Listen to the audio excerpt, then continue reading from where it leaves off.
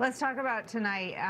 Based on all the reporting, it sounds like Donald Trump is going to say that when he ran in 2016 and President Barack Obama and John Brennan and Jim Comey were in charge of U.S. national security and intelligence, the election was secure and he won. In 2024, when Joe Biden was the president and all of his national security officials were in charge, that election was fine, he won. It seems that he's going to say when he was in charge and John Ratcliffe was the director of national intelligence, preceded by Rick Grenell, it wasn't secure. Tell me how that is something, how we're even at a moment where that's something that he's going to try to sell to his base. Amen. I mean, it's, you've taken some of my lines.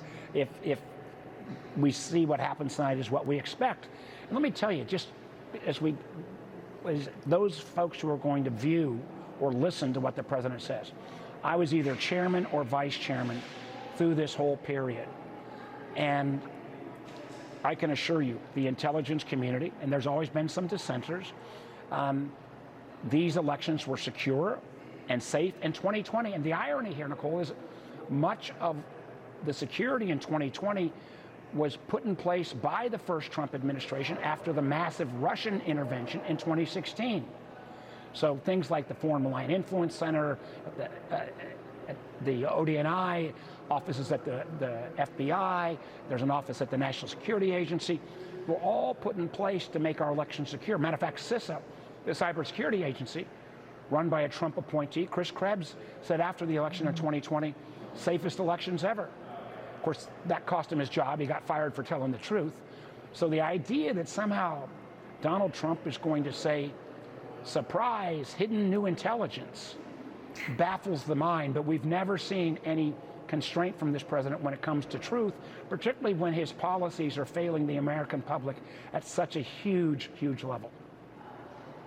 Let me just quickly ask you if you or your committee have been briefed on any of the intelligence that he's expected to broadcast to the country tonight. I know about all of the intelligence. The intelligence community gets literally thousands of inputs every day. It is the job of the intelligence analysts to distill that, see what's true, make judgments. And one of the things I've been concerned about for some time is, the fact folks that are analysis that want to tell the truth will get fired. We saw that happen earlier after the first Iran bombing, when the Defense Intelligence Agency general who was in charge said, we did a good job, but we didn't obliterate their enriched uranium. Obviously the case, so we're still trying to go after it. He got fired for that. So tonight, could he pick, and if he suddenly says, oh, we've got this one factoid that's never been around before, that's what the job of the intelligence agencies are, to analyze that. And as you said at the beginning, you took my line, if you're saying that your current director of CIA, John Ratcliffe, who is in 2020 the director of national intelligence, somehow got it wrong, why is he your CIA director today?